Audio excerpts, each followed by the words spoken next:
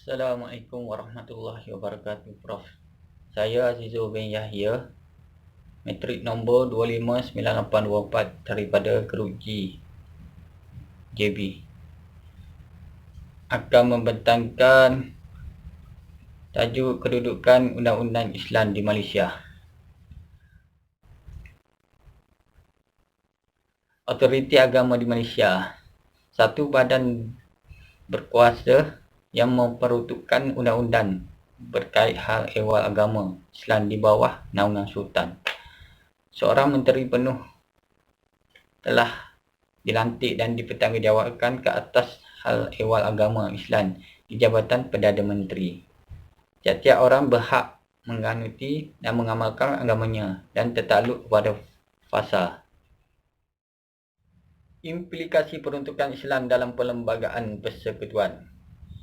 Islam ialah agama bagi persekutuan, menyatakan bahawa negara ini mempunyai agama yang menjadi tunjang kepada falsafah atau ideologi negara. Raja-raja bahawa kedudukan mereka tidak terjajah sebagai ketua agama Islam. Pada tahun 1976 hingga 1981, di mana seorang menteri penuh telah dilantik dan dipertanggungjawabkan ke atas hal ehwal agama Islam di Jabatan Perdana Menteri.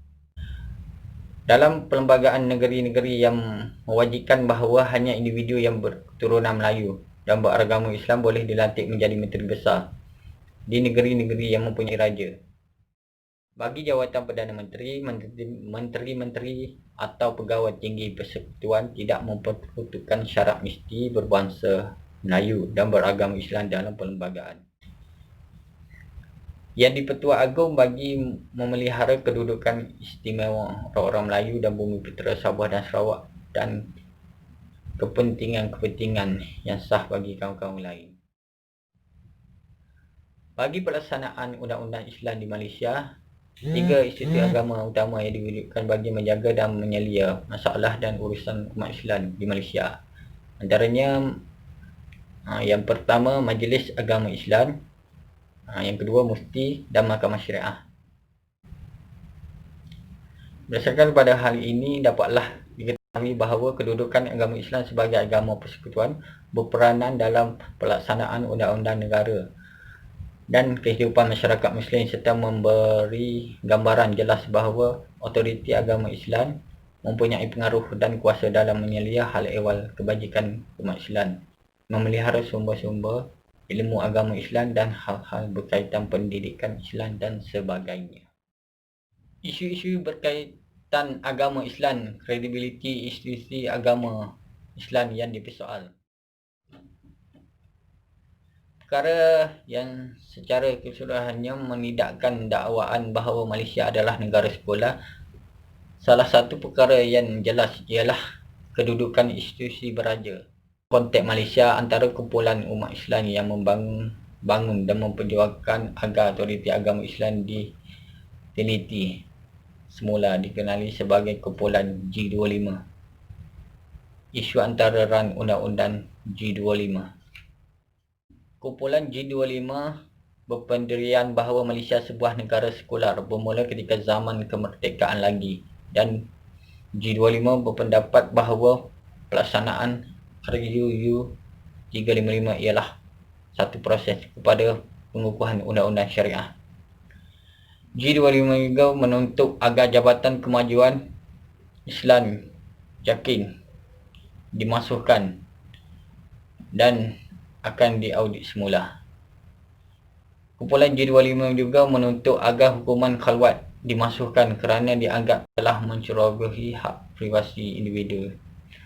Dan tambahnya lagi, mereka juga turut bercadang untuk menumbuhkan sebuah jawatan kuasa perundingan yang bertujuan meminda dan memasukkan beberapa lagi hukuman-hukuman syariah yang dianggap tidak relevan.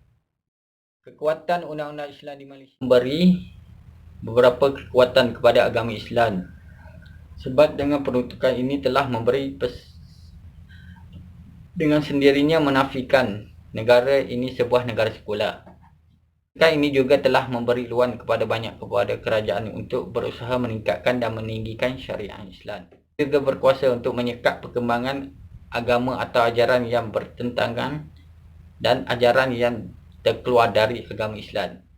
Diberikan keistimewaan untuk menyebarkan ajaran Islam. Peruntukan ini telah memberi ruang kepada kerajaan untuk mewajibkan mata pelajaran agama Islam diajar di sekolah-sekolah kebangsaan atau sekolah-sekolah aliran Cina dan India mengikut bilangan murid yang telah ditentukan oleh Kementerian Pendidikan di bawah Seksyen 36 dan 37 Akta Pelajaran 1961. Kini, penyusunan semula hal ehwal pentadbiran agama Islam di negeri-negeri telah diasingkan di antara kuasa Majlis Agama Islam, Mufti dan Mahkamah Syariah. Kelemahan undang-undang Islam di Malaysia tidak mempunyai bidang kuasa apabila mana-mana pihak yang terlibat bukan orang Islam.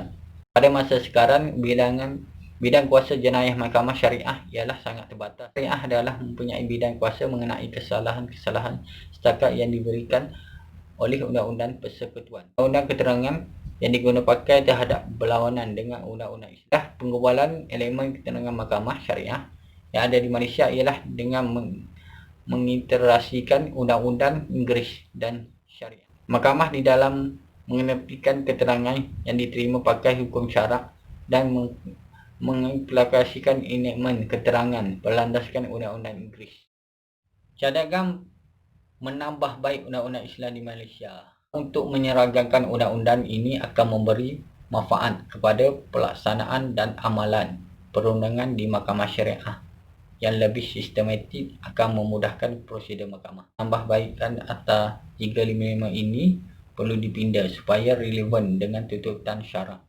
Kebebasan kehakiman di Mahkamah Syariah. Saya lagi amalan sistem perundangan konsep pengasingan kuasa. 3 organ kerajaan iaitu Badan Perundangan, Badan Eksekutif dan Badan Kehakiman diasingkan antara satu sama lain. Sekian, terima kasih. Assalamualaikum warahmatullahi wabarakatuh.